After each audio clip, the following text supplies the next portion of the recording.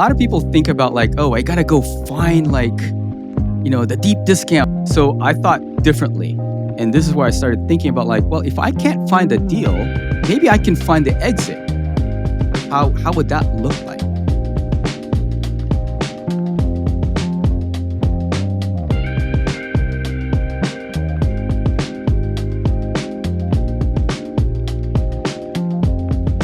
All right, what a wonderful day to record a podcast, wouldn't you say, Alvin? Yes, sir. Yes, sir. It's supposed to be tomorrow, but we're doing this a day early.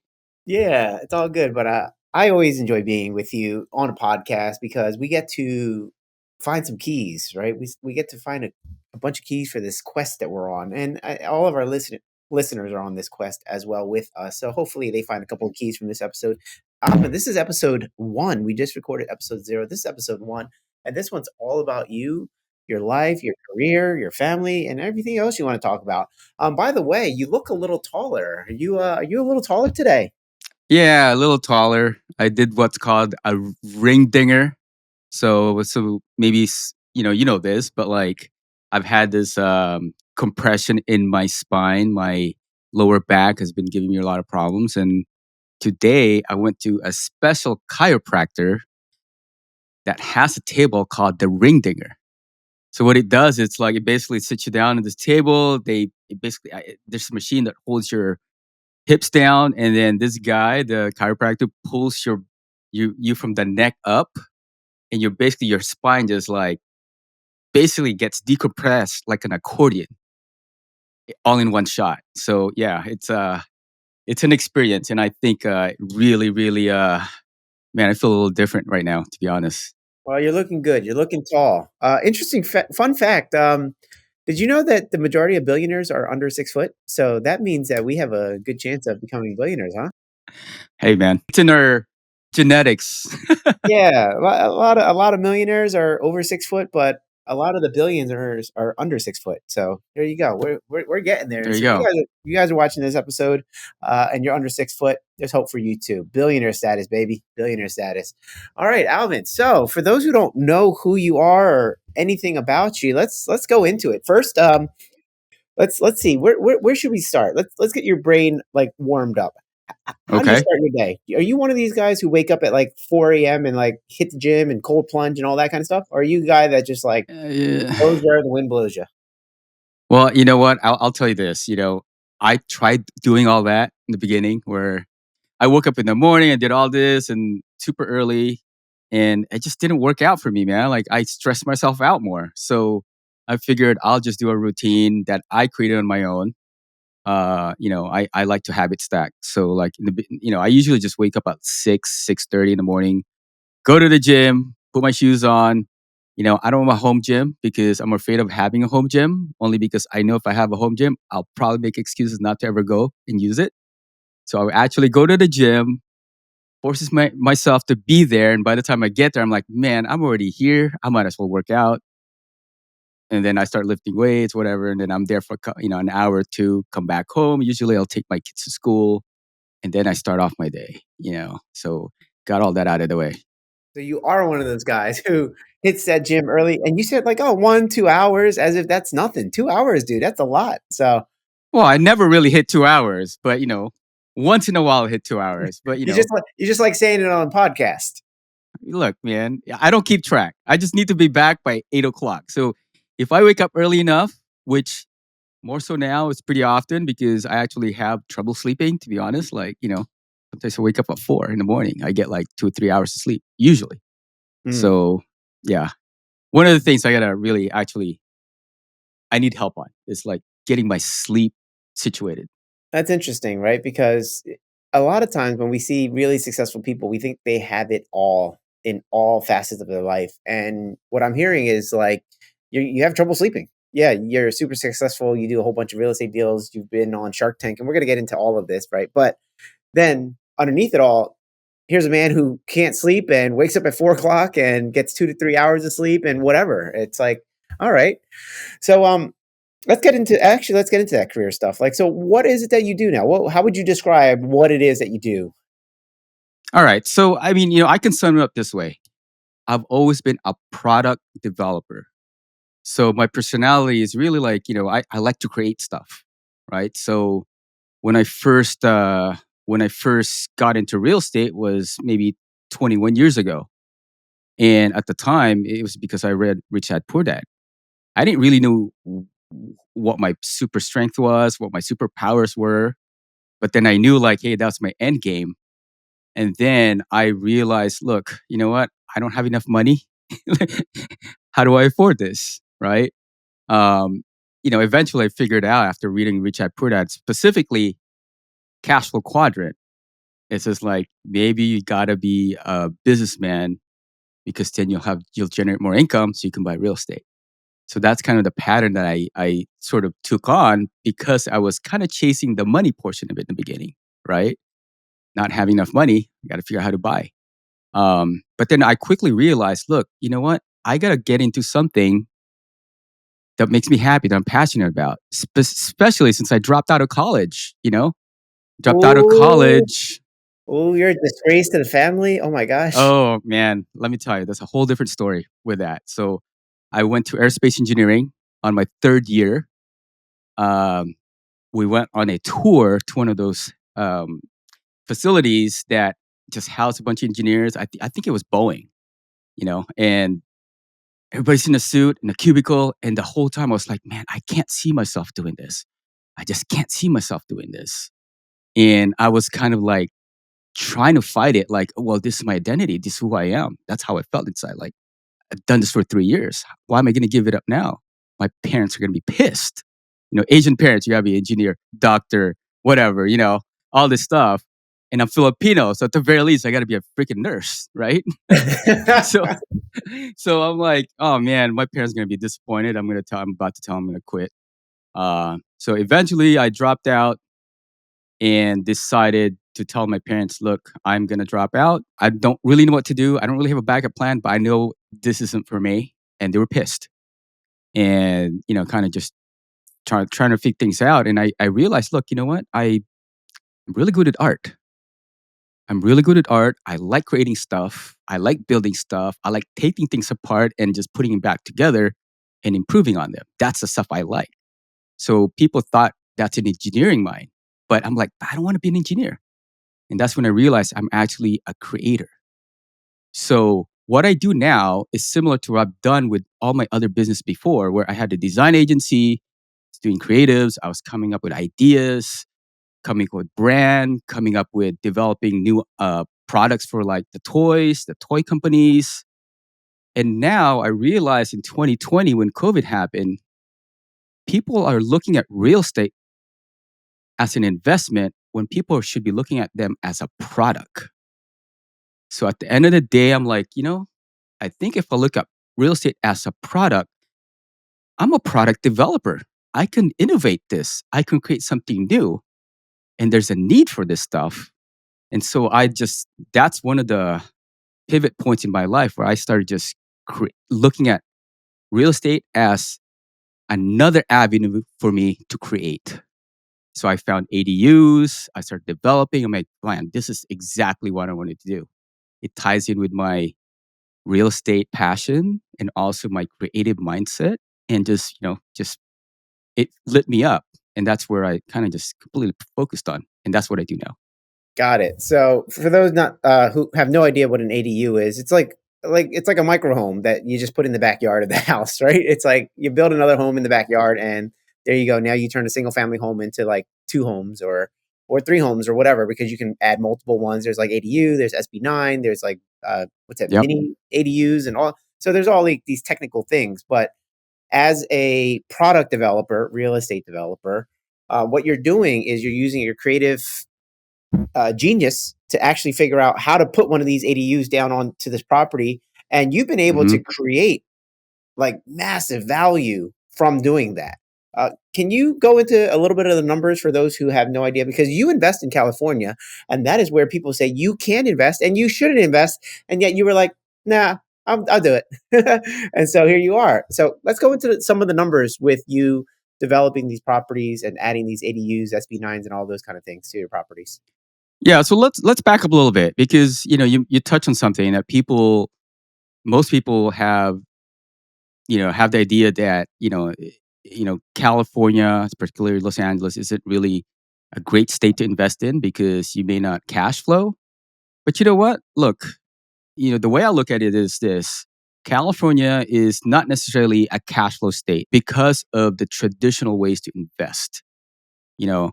But the power of California is the equity portion, the because it's so expensive, I use that to my advantage because when you're developing something, your replacement cost, basically my cost to build would be a quarter of potentially what the retail value is.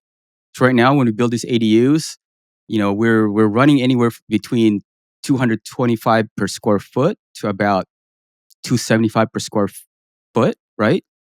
To build ground up. Meanwhile, these things might retail at 800 to maybe even 1,000 square foot per square foot.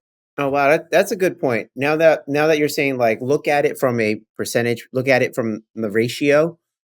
Here in Philadelphia, I'm on the East Coast for those who are listening. So I'm in Philadelphia, and yeah, the numbers are the same. It might be 225, 250, 210, whatever it is to build per square Mhm. foot. But at the end of the day, when you build it, your ARV or your value is what you put into it. There's no equity that was created. That's exactly it. And so now it's like, so you start leveraging the equity piece, which is really the biggest wealth builder there is the equity piece, right? That gives me enough cushion to like, you know what, even if my rents aren't too great, guess what? I have, 300,000 into this house now, you know? So it's like the equity is there to really just like mitigate any kind of any downturn, right? To be honest, I'll take $300,000 over the minimal cash flow any day of the week. Yeah, and then now and then so the other problem I have is, well, it doesn't cash flow. Well, you know what? Let me find other ways to make it cash flow. So this is why I'm employing all these new fringe type of cash flow strategies. You would say, I'm like like midterm rental or short term rental, student housing, assisted living. So all of a sudden I'm 10xing my cash flow. I'm able to burn out the properties actually pretty easily here because of the equity play.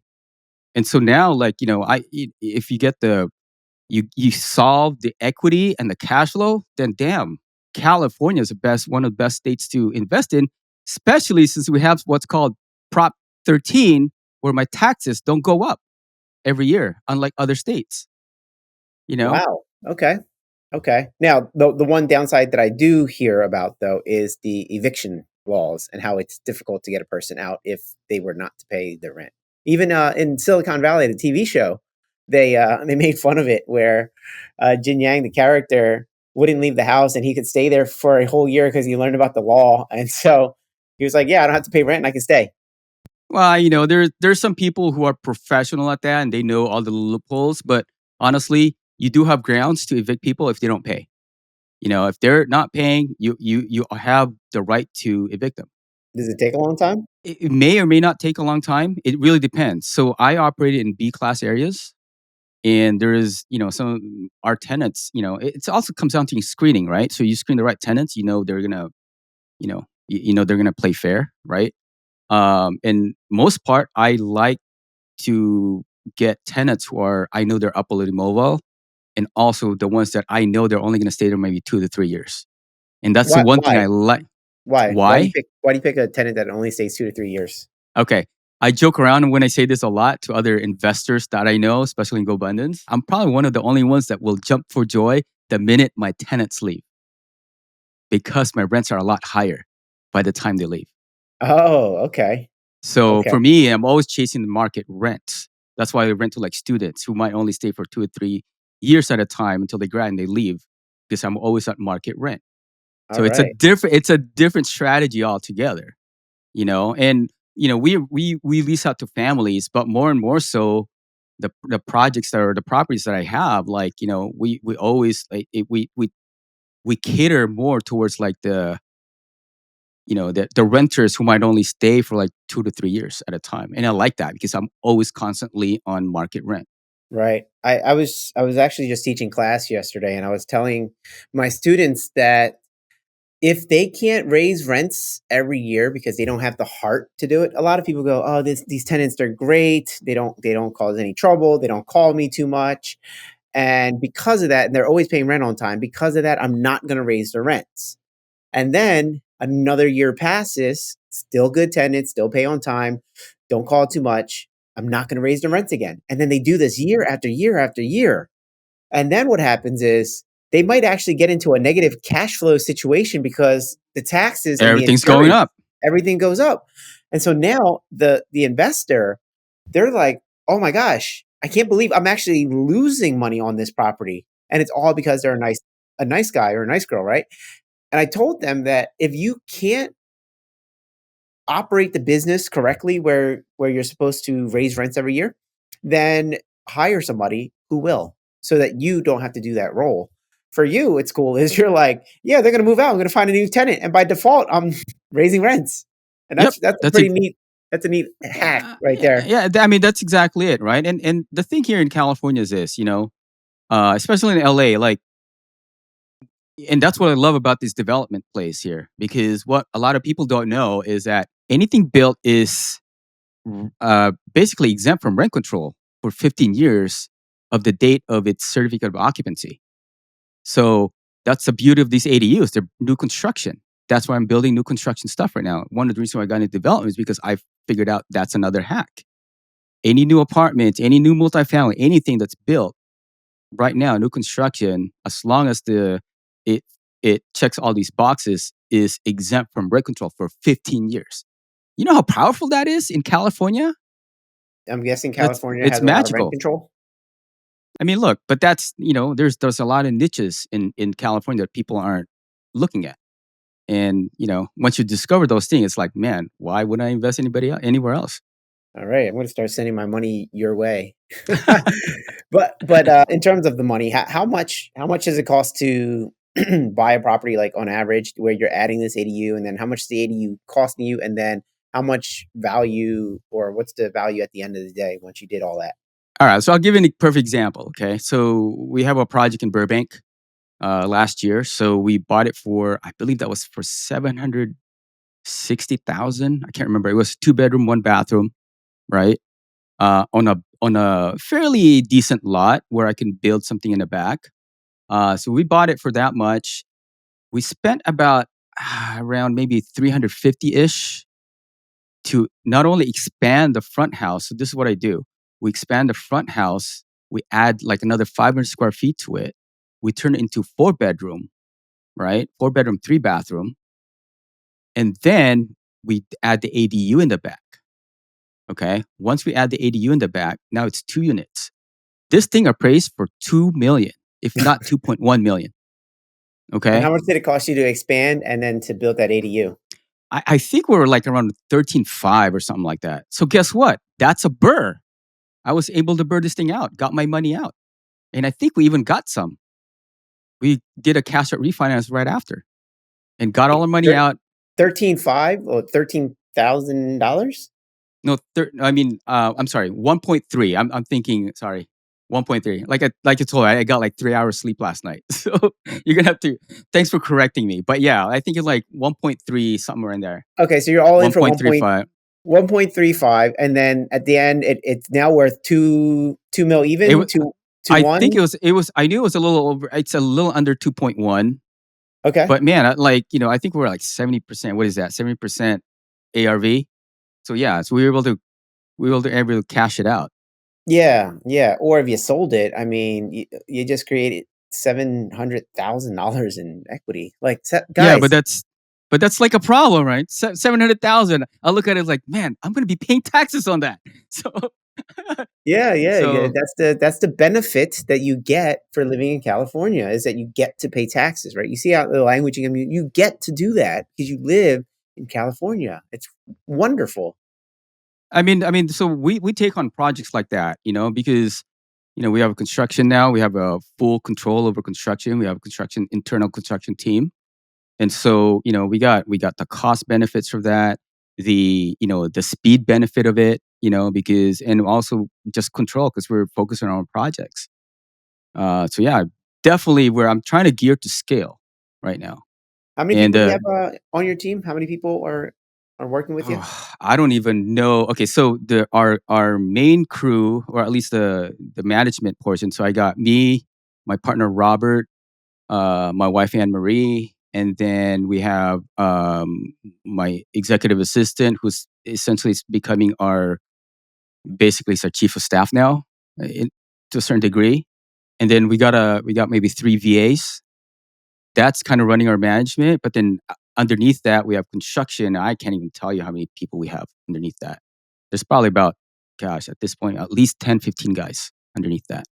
From project managers to just like, just all around people. And then on top of that, we have relationships with all these other vendors that specialize in certain things like stucco or like roofing. Those we vendor out. Yeah. So And how are you finding these properties? Because being that you're able to add so much value, I'm assuming that a lot of people are also looking at this strategy. a lot of people look at the strategy. I honestly, man, most of the stuff we buy and we get are MLS. Look at that. Look at that that little key right there. Everybody says that there's no deals on the MLS, and you buy right from the Yeah. MLS. Here's the idea, right? A lot of people think about like, oh, I gotta go find like, the deep discount, this and this. I mean, look, LA is very, very, very competitive, right? And especially now, there's a housing crisis, right? So inventory is super low still, right? So I thought differently. And this is where I started thinking about like, well, if I can't find a deal, maybe I can find the exit. And this made me realize, okay, if I look for the exit, how would that look like? There's another And key that's just right a there. There's and another key right there. Okay. that's just a matter of thinking differently. Like, you got to think bigger. Thinking bigger. Okay, if I have scale, I'll have economies of scale. I'll be able to control my cost timeline. And then if I start thinking about all these different exit strategies, it forced me to think more cash flow. Now I'm, with the sober living, assisted living, man, I can 10x the cash flow pretty easily. Like I got one house right now, we might be doing sober living on it, 7 bedrooms, right?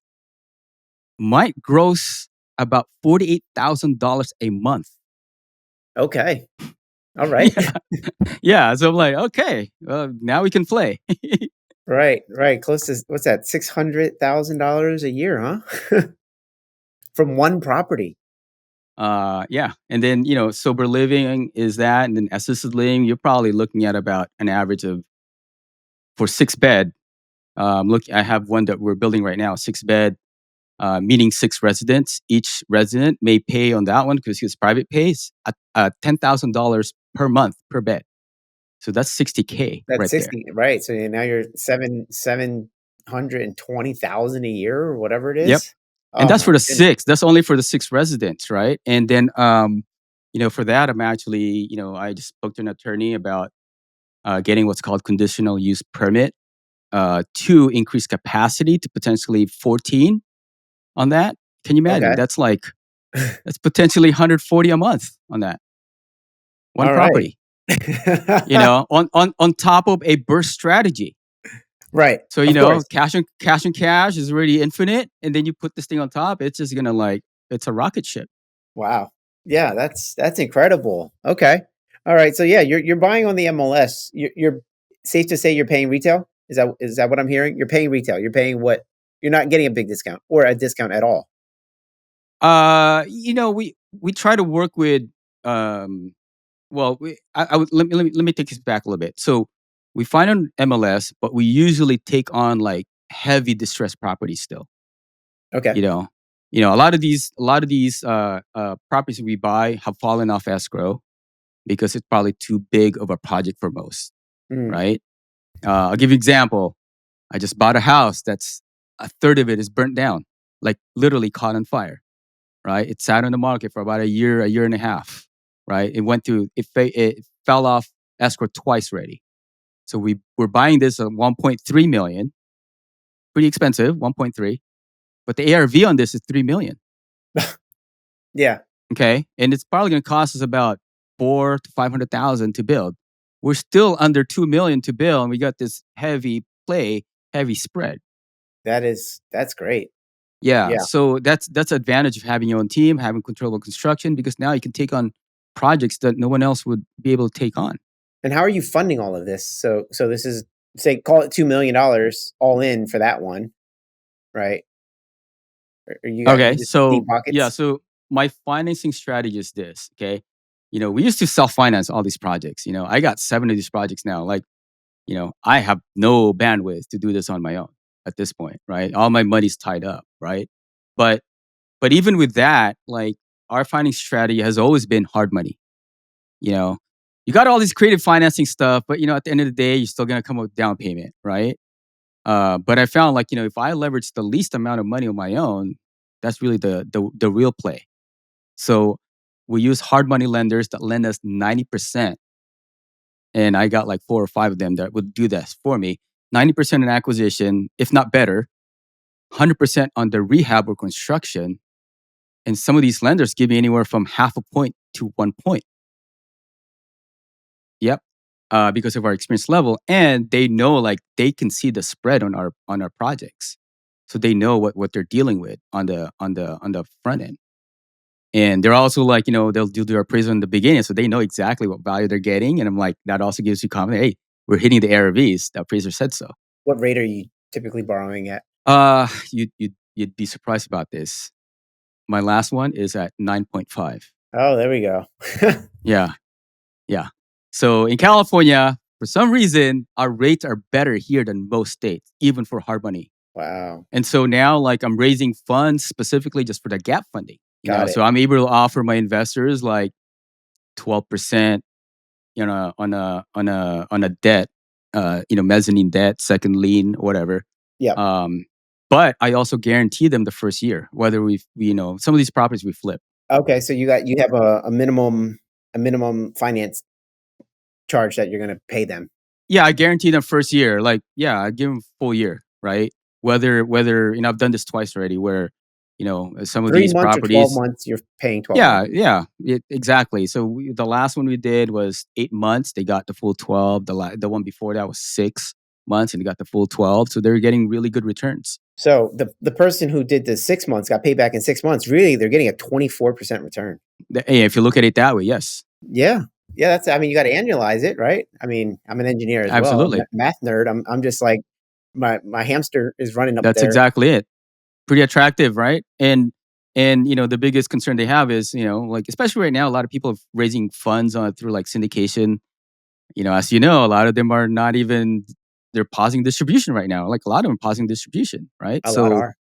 and some of our projects our projects usually, we don't take any projects that go longer than 18 months, because I like the fast stuff.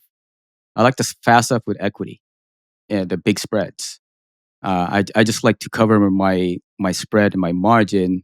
We need to net at the very minimum 200,000 or 250,000 is our minimum net. Anything beyond that, we won't touch, or anything below that, we won't touch, I should say. So with all of these things that you're doing, right? You're buying these properties, adding these extra bedrooms, adding this extra building, and then you're looking at different exit strategies, whether short term, mid term, sober living, assisted living, whatever. What's the hardest part about all that you're doing, would you say? Or what stresses you out the most in all of this? Funny enough, it's I feel like it's all moving too slow. Oh, how about that? Okay. Yeah, because I could see the whole thing. I could see all of it. I could see the big picture. What do you mean by that? Let's back up. Back up. What do you mean by, like, you can see the big picture? Okay, so basically my model is this, right? We build the real estate. We just put fringe types of cash flow components on top of it as an exit, right? So it's like, now we can basically, like, I've like been exploring all these different strategies. I feel like I've dabbled in every single one of them. I know every single exits now, where I identify a property. I'm like, oh, this will work for this. This will work for this. I already have infrastructure for that. If it's Right. midterm rental, I can do midterm rental. Short-term rental, I can do that. Student housing, oh, we got one of those ready. We have the management for that. Now, like, sober living, assisted living, okay, we got components for that. I actually got my own operator's license. So I'm actually a licensed RCFE administrator. So I can operate this myself now too, if I wanted to. So, I just been working on just like figuring everything out. So now it's all the pieces are in place. Got it. All right. So what you did essentially was you made everything a system and a process. It's like, okay, if this is it, then it's this. So you can see from A to Z like that from day one, and you're just like, okay. And so now it's like no more complicated than going to buy groceries. I'd Yeah. almost argue buying groceries is more difficult than what you're doing because with groceries, there's still a choice. Whereas this, you already know what you're doing. It's already Yeah, I laid mean, out. system is one way to put it together, but I look at it as a product, right? I look at it as a product because I come from the product world, right? Product design world, product innovation world, right? I used to work in toys. Like, how many times can you know, how many times can you innovate Barbie? I actually worked on Barbie, by the way. Oh wow. And like the toys, the Hot Wheels toys, right? So usually like you build a product, the same product, but what's it gonna make? What's gonna make it different next year? Well, you know Right. what? This one has a blaster. This one shoots water. This one shoots this. This Barbie comes with a comb. This one you can blow dry your hair. This one you Right. can Different change hair the color. color, Yeah. right? This one comes with That's a dress. This exactly one it. comes with Right. pants. Yeah. So now I'm looking at real estate like that. Okay, it's a house. Hey, but what other special feature can this be used for? Right. Right. So now I start like, oh, what kind of dress can I put on this Barbie? So that's how I think now. That comes from my training from product development. So whether a person is a product developer or not, what I'm hearing, and I think what everybody else is hearing too, is you make it sound incredibly simple, right? But there's going to be a lot that's holding people back. What do you think that thing is that would hold people back? Like, what's a key that people can extract from you now? What's holding people back? Why are you able to do it? Why can't other people do it? It all started because I tried and I did. And then now it's not. I don't even try anymore. I just do. So that's what it came down to. That's really what it came down to. Is like the more I did, the more I know I can, and I just able to build up that confidence and that muscle. That look, whatever it is, I know I'm resourceful enough to make it happen. And that came from practice, but also really it's all mindset. Yeah. Yeah. I was just thinking about that today. It's did or do, either one, did do greater than shoulda, coulda, woulda. Right? A lot of That's people are right. always thinking like they should do this, they could do this, they would do this, but you did it, and that's greater than all of that. That's exactly it. Yeah. Yeah. I was I think it was Alex Ramosi who was saying something like people don't like doing things that they're not good at, but you can't get good at something unless you do it. So you're going to suck at everything. So unless you try something, you're just going to suck in life. So try it, suck at it, be okay with sucking at it, and then get good at it. And then eventually you're going to like doing it because you're good at it. And so that's where you are now.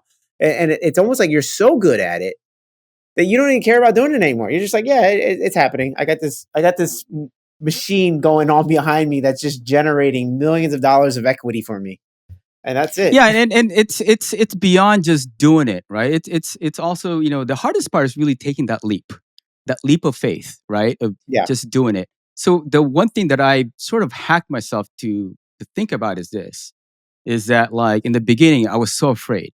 I was so afraid of failing, and that's the number one thing that holds people back is they're afraid of making a mistake. They're afraid of failing, right? And so I thought back, look, what's the worst thing that can happen if I fail? Am I going to lose money? Oh, maybe. How much am I going to lose? Oh, maybe 50,000. And I started thinking about, well, you know what? I don't really have a college degree. I don't really have tuition to pay for.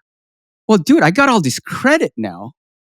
I got this college credit I never used. I'm going to look at this as I'm going to fail. I'm going to accept to fail. And I'm going to treat it like it's a lesson. It's education. My earning years are my learning years. So I'm like, so I spent my 20s and maybe midway through my 30s trying to figure things out because I knew at that point, if I can get comfortable with just diving deep, that's the key to everything. And as I got more successes under my belt, the more my confidence got built up and the more I can identify, oh, I can do that. Oh, wait, I can do that. Oh, I can do that too. But I got really good at balancing so many different things all at the same time. because I got really good at project management. I got really good at putting systems together. I got really good at putting people together. But all that started because I tried and I did. And now I know I can keep going. Got it. Yeah. So early on, you paid the tuition, you paid the price. Someone listening to this podcast, I mean, you're in your 50s, I'm in my 40s. Like I guess the average age of who might be listening to us might be in their 40s or 50s, right? So they might think like, oh, it's a little too late because they didn't pay the tuition early on, right? That tuition of trying things, learning things, gaining confidence, gaining competence. But Hmm. it's not too late. It's just that they're going to have to pay the tuition with a little interest because they waited so long. You know what? Waiting too long has nothing to do with it. Okay. It's really a matter of knowing what you can do and how quickly you can build that confidence, Okay. right? So And find where you're so competent. yeah, so look, man, like have you ever had a situation where it took you a long time to put something together? I'll give you an example. Like, I used to do all these projects in computer, right? I would spend hours and hours and hours, and I forget to save, and all of a sudden the power goes out, Oh. right? I'm sure you've been there, right? You're like, Yeah. you're like, crap! I just lost 2 hours work, and I didn't save. Yeah. And then you're like trying to catch up, and you put that thing together the second time around in 10 minutes, Way faster. Yeah. right? That's the same thing, Got it. right? Got it. Good So analogy. so yeah, so the faster you just kind of accelerate, and everybody's got different levels of that, right? Different levels of skill set. But dude, I'm not special. I created this thing, I just did it, and I figured out how to do it faster. When you get really passionate about something, and when you love something or you're like getting to something, you're gonna be in that flow. So it's really finding that flow. Because once you find that flow, you're gonna be unstoppable. And next thing you know, you're gonna be doing these things like 10 times faster. And so age doesn't matter. It's a matter of the drive.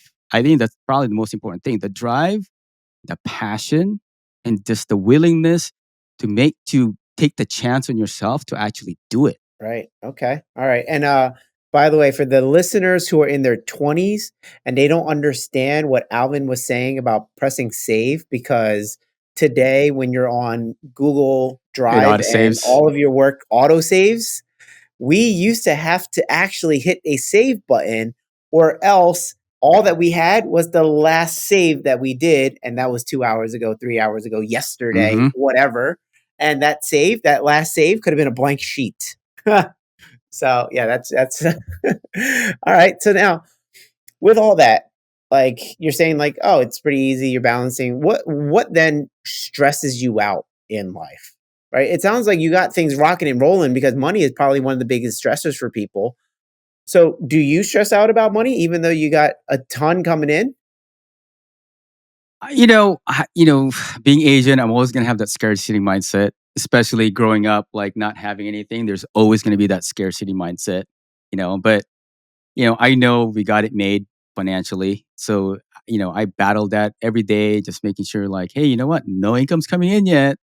Because, some of my income now, like, I closed on some of my businesses. So there's no income coming in except for maybe some of our flips that will be, finishing at the end of the year, towards the end of the year. So I'm just like, I have to remind myself, hey, I got to look forward, not backwards. Everything's set in stone, so I'll be okay. Plus, I have a pretty good savings. So we're living off our savings. That's just like new to me. I never lived off of my savings before stopped my other business. Yeah, But I'm getting used to that right now. But you know what? It's not hard. It's not a hard stress. But I will tell you the thing that stresses me out right now, I'll be honest, is being a good dad. there it is. Like that's the biggest challenge that I'm kind of tackling right now. If anything, that's like my How would you number one define that? project. What's a good dad look like? That's a great question. That's the stress. All right. That's the stress. Here's why. Okay. You know, you can probably identify with this. I don't know. Maybe you can, maybe you can't, but I'm an immigrant, right? So my dad and my mom brought us here when I was 12 and, pretty much just told us, hey, we're going to Disneyland. we're from the Philippines, like going to Disneyland. All right, all five of us, put on our clothes in the middle of the night, mind you, jumped on a plane, got to LA, and all of a sudden, like we're here at Disneyland. A couple weeks later, parents told us we're not going back. I'm like, what?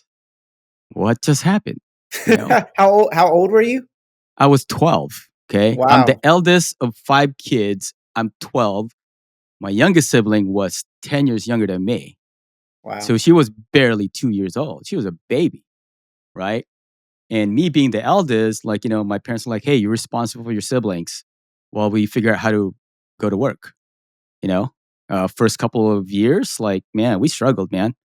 My parents come from, I would say, I guess they were pretty wealthy in the Philippines because you're either really wealthy or you're really poor in the Philippines. I guess they were in the wealthier side. But by coming here, they disobeyed their parents and they got completely cut off. They were basically like just, they were cut off from the family. Uh, and they were on their own. They brought some money because they didn't have credit. They didn't have work history. They couldn't find work. They could barely even, they had a hard time even finding home because they had no job, right? So they paid for everything cash to a point where they lost everything because of that. And having five kids, they bought a car cash. I mean, that's even back then, it was not cheap to do that. Quickly ran out of money, and we were living in a one bedroom apartment that's probably about 500 square feet, and sharing a bedroom where we didn't even have beds. We slept on the floor, on the carpet, no mattress, mind you. It's just a blanket, and all of us kind of slept together like sardines, and it was like that for like 2 years until my dad finally got his first job. And guess what it was? He was a janitor, which was the worst fear that he had because his mom or my grandma said to him, why would you go to the States when you have all this wealth? You're just going to be there as janitors and maids. Wow. Imagine that, right? And Squalor. so, yeah. And so going back to the story of why I don't have that framework is because my parents worked all the time. Therefore, I didn't really have that traditional American parenting framework. My dad would work graveyard shifts. He would come home and he'd go straight to bed because he had to wake up early. Uh, well, I would say in midnight just to go to work, and my mom would be at work throughout the day. So never really had that parenting format or that framework. So I didn't know what's happening. In fact, I was the parent really, and I didn't know what the hell I was doing. I was 12, man, and I felt like, man, I messed that up. You know, but now I'm more. I'm trying to figure out like what's the best path here because my framework is I was grinding, I was hustling, I was doing all this crazy stuff just to survive, right? And it's going to be hard for me to teach that grit to my kids, and that growth mindset is really hard. That's really difficult to teach, especially if your kids are exposed to what they have now, which is like they can have everything. So it that's a struggle. That's like how do you raise kids with with access to the luxuries that they have now, and still teach them grit and growth and mindset when they don't have that inherent drive that I had because I had to survive. Right. That's Right. really difficult, man. And still make sure they're happy, and also that they can understand, and also be able to be shepherds of wealth because they're going to have it at one point. That's a big struggle, man. That's a big struggle. Right. You feel like you're going to be depriving them of an experience that fosters grit and determination and all those kind of things, which you feel like those are the attributes to success. And so you have a Well, that's fear. I would say that's an attribute to my success, but Right. I don't think it's the only attribute to everyone's success.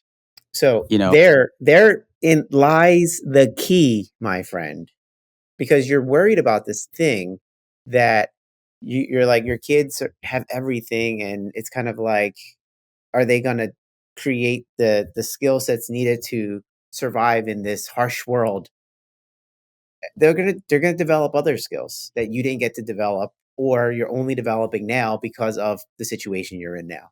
And they're gonna have it their whole life. And maybe that skill set will actually launch them way further.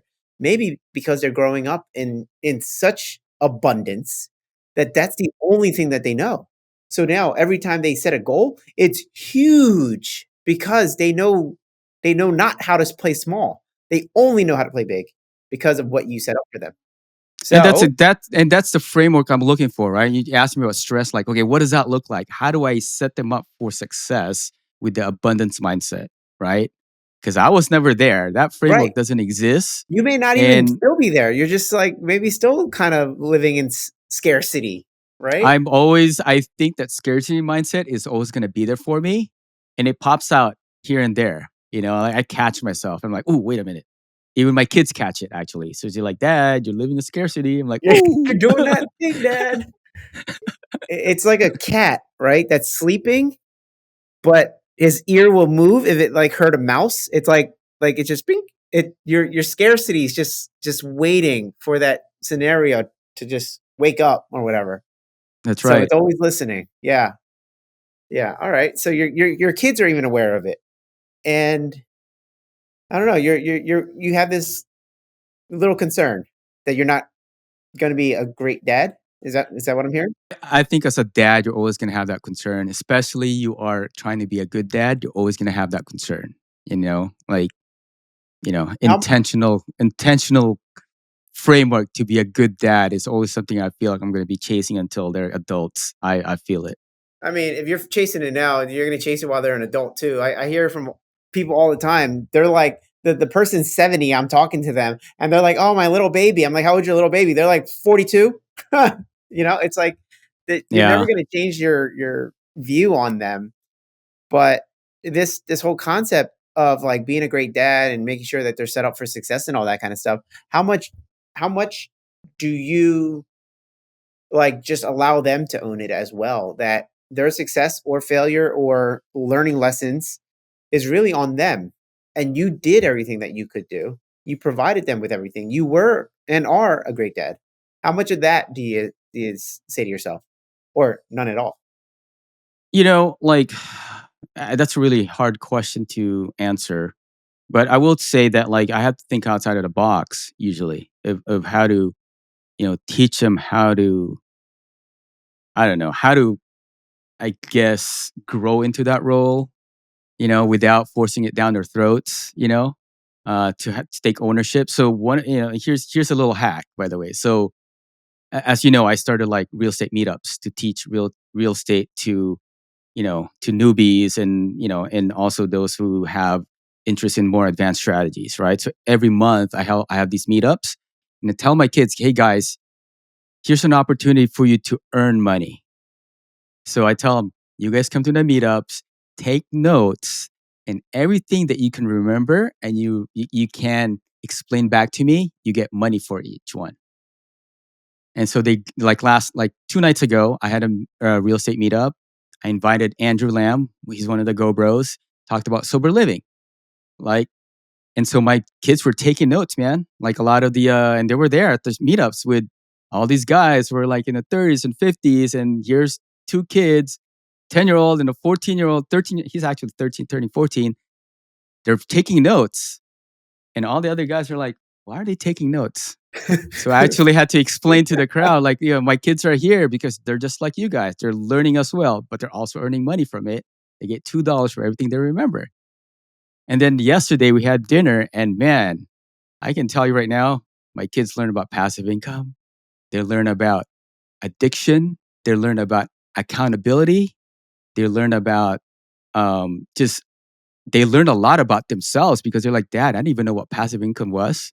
And I didn't realize that like what you're doing now makes sense to us. You know, they're getting an idea of the bigger picture, and I didn't really force it down their throat. In fact, I invited them to participate, and they made the choice to be there. So I had to come up with some creative ways to like get them to understand because it's hard, man. Like, I battle this thing of like, if I make them do stuff, they're gonna either resent it or not even touch it at all later on because they're gonna be like hating it. Wow, they got to learn about addiction. It's one thing to learn about real estate, but the fact that you had Andrew talking about sober living, and then they got to hear about addiction and the problems and why this sober living house exists and all that kind of stuff. It's like that's a deeper lesson. Like passive income's cool, and it's good that they're learning it at 10 and 13 because there are some 50-year-olds that still don't understand it. But the fact that they're learning about how the whole train gets derailed from things like addiction and whatever, like, I think that's an even more important lesson because who cares how much money you make if you're addicted to drugs and spend all that money on drugs, right? And And more so, the one thing that we kind of covered too is like, there's a compassion element to it. Part of our core value is like, how do we solve problems? How do we help people? How do we add value to the society, right? And by them seeing, oh, it's all possible. We're doing real estate. We're making a lot of money because of it, but we're making money because we're also helping people and providing homes and giving people a chance and having them change lives and having being able to help change lives. That's a powerful play there, man. Like, like I'm thinking to myself, wow, like if I was only exposed to this when I was a lot younger, my perspective on the world would be so different, you know? And really it's I believe that, like, the more we expose our kids now, treat them like adults, they might start thinking like adults. I don't want to underestimate my kids. And if they don't understand it, then it's a topic of conversation. Alexander the Great, he went into war at like 16. So in terms of limitations, we set them and they're arbitrary.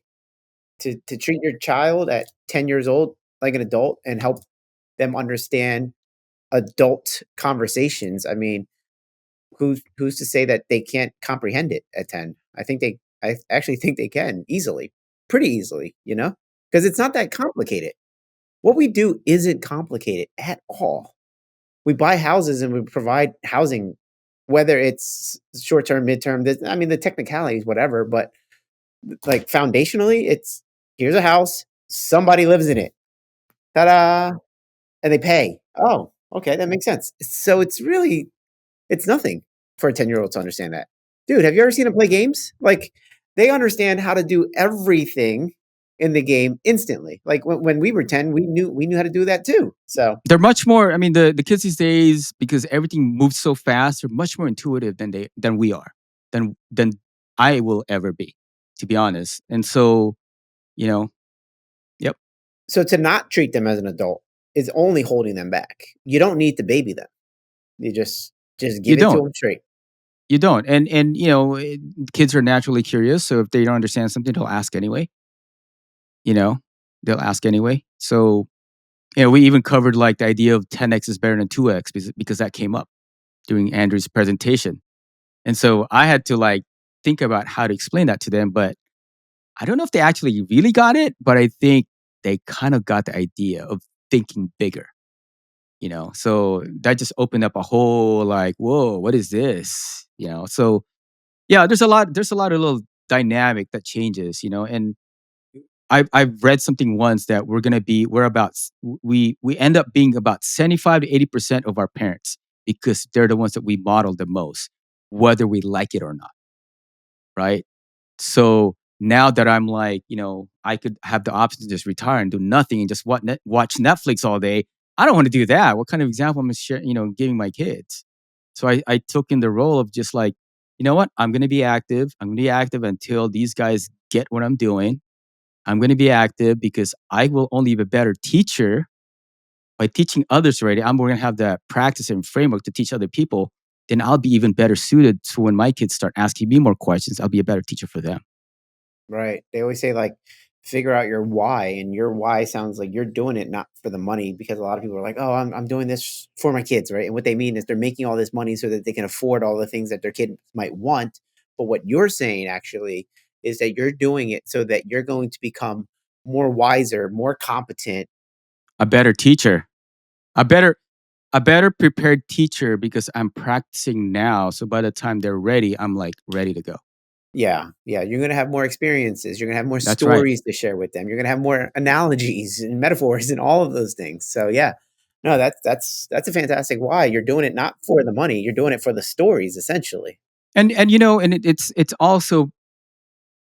it's also making sure that they're part of the journey as well, because they'll learn by absorption.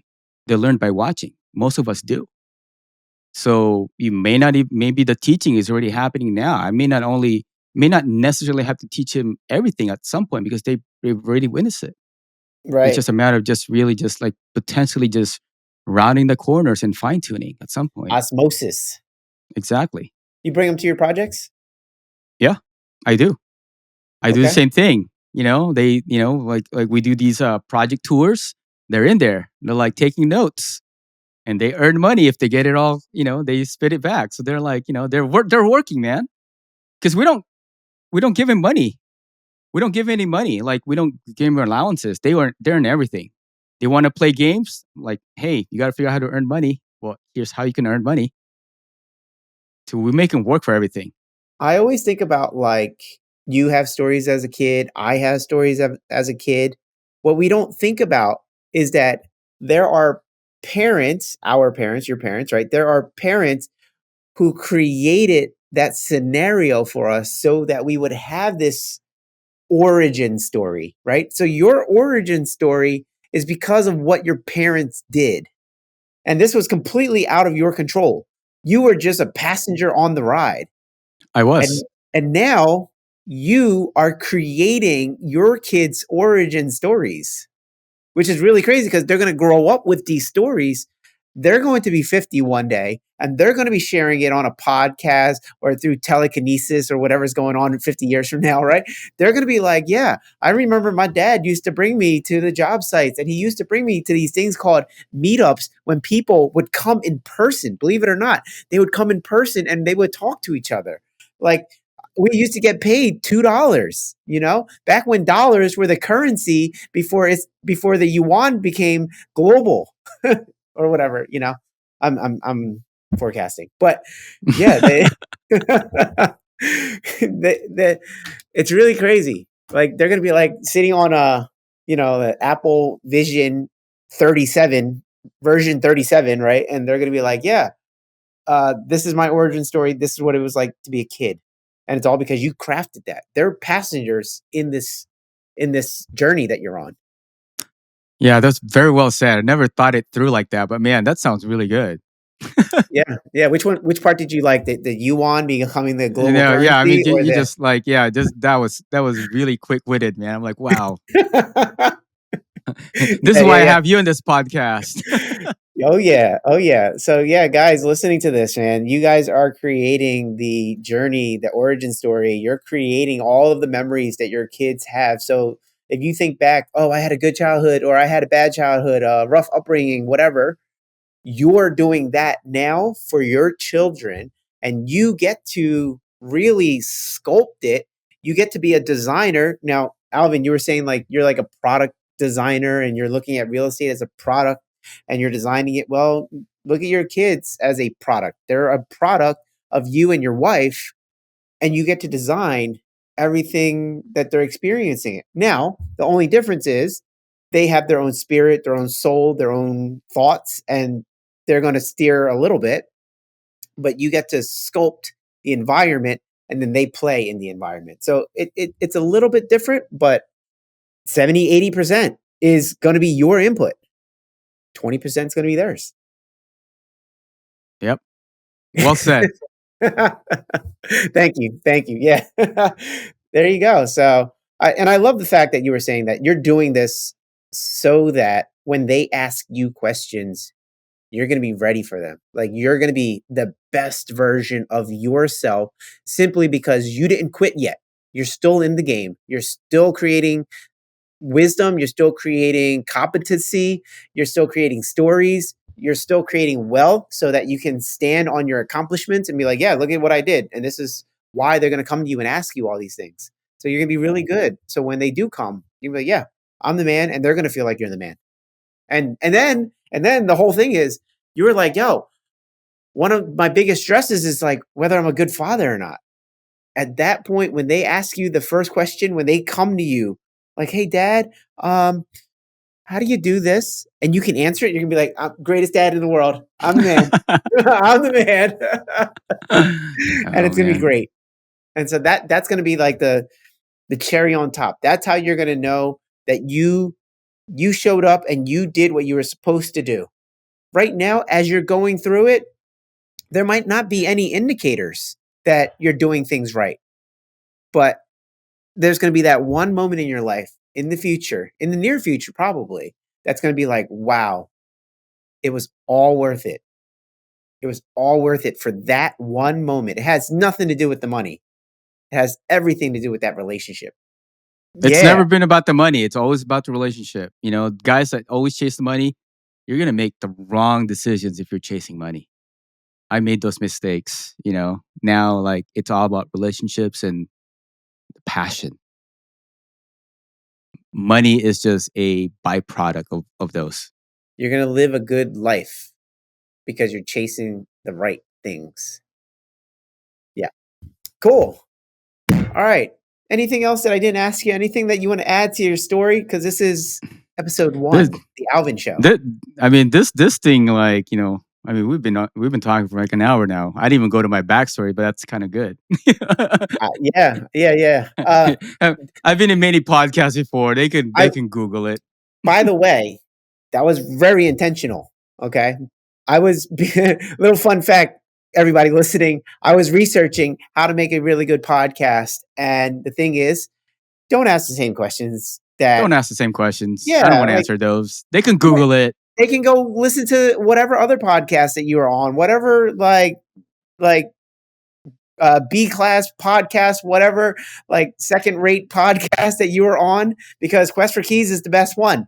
They can find out all that back information from there. But this is the good stuff. Like, I think we dug deep into what really drives you, what motivates you, and also the fact that the listeners, hopefully you picked up on this. You can do this, and not only could you, you should. And so eventually you're gonna do it, and then you're gonna be like, I did it. Remember, did is greater than good, coulda, shoulda, woulda. That's So right. yeah, Find those keys. They're easier to find than you think. yeah, there was a crap ton of keys dropped in this episode. Uh, put in the comments, guys. If you're watching this on YouTube, put in the comments. What are all the keys that you found? I'd love to hear, because there might be some keys that you said that you didn't even know you dropped, and some people picked it up and they were like, "Ah, this is a good one that affects their life." Because everybody is coming into this listening from their own point of view, from their own positioning, where it's like, because they're going through that thing, it really resonates with them. So, love to hear what you guys heard, what kind of keys you picked up. All right. So I think that's the episode, huh? That's it. That's a it. wrap. All right, guys. That's a wrap. Until next time, Quest for Keys. See you guys in the next episode.